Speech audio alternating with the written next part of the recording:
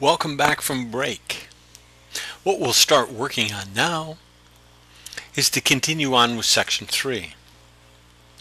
Section 3 is New Perspectives in a Digital Time. Consider that the e-commerce spending passed $300 billion in 2004. E-commerce spending now accounts for approximately 7% of the United States retail spending and is expected to reach 12% shortly. So if you will, give a person a fish and you'll feed them for a day. Teach that person to use the internet and they won't bother you for weeks. There's so much that we can accomplish on the internet. Online shoppers and those using the internet share many similar traits around the world. Those internet shoppers, those on the internets in all countries, are similar in their regard to their desire for convenience. Those individuals tend to be more impulsive. Those individuals tend to have more favorable attitudes toward direct marketing and advertising. They're wealthier, and they're also heavier users of both email and the internet. So, as we look from the year 2000 to the year 2009, we can see that the number of individuals using the internet for purchasing has risen from 45% to 65%. The trend is upward and is expected to continue. In addition, we can look at that spending on the internet by members of various social networking sites. And we can see that those individuals spend approximately 1.5 times more online than the average internet user. So you can begin to ask yourself why. Spending 1.5 times more than the average internet user. The argument is you're building communities. The argument is you're building a way that they can trust those individuals for information. We've started to develop that logic and will continue so throughout the rest of the book. What we're seeing is heavy, medium, and light users outspend general web users by 64%. Now notice in the graph here, heavy Facebook users spend $67 online above the internet average of $50. Notice that active Twitter users spend approximately $63. We notice that medium Twitter users spend $75 versus the $61 for Facebook. Notice also that light Twitter users outspent Facebook users $73 to $50.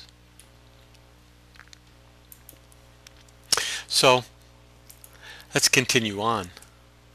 Sources of information users trust on social media. It's been well documented, and we've talked about it, that people don't trust corporations as much as they used to. Corporations have earned this distrust. So, who do these individuals trust? From studies, it appears largely people from two different categories are trusted. Those individuals or those third-party experts, category 1, are academicians. There's some media sources and some analysts. And category 2, the important category, is people like me. While the category of bloggers as a whole has limited trust, online users have developed relationships with the blogs that they read and follow closely. Therefore, appear to have developed a sense of trust with those particular blogs or those particular online network leaders.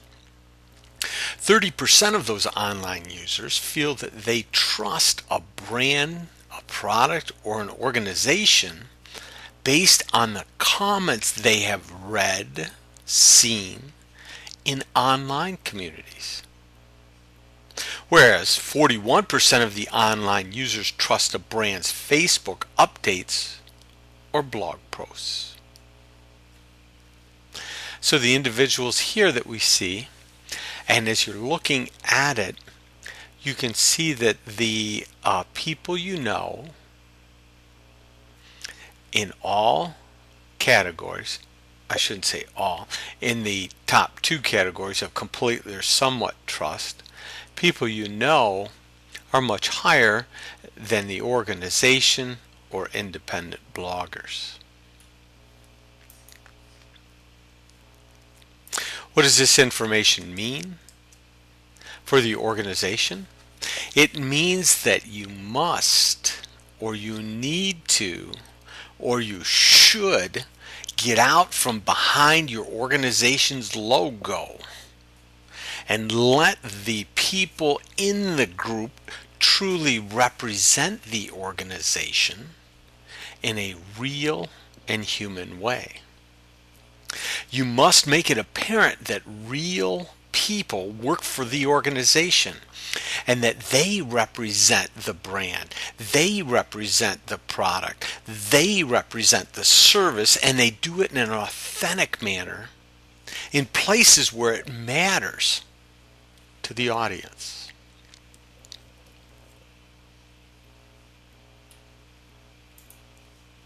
So, as we continue on,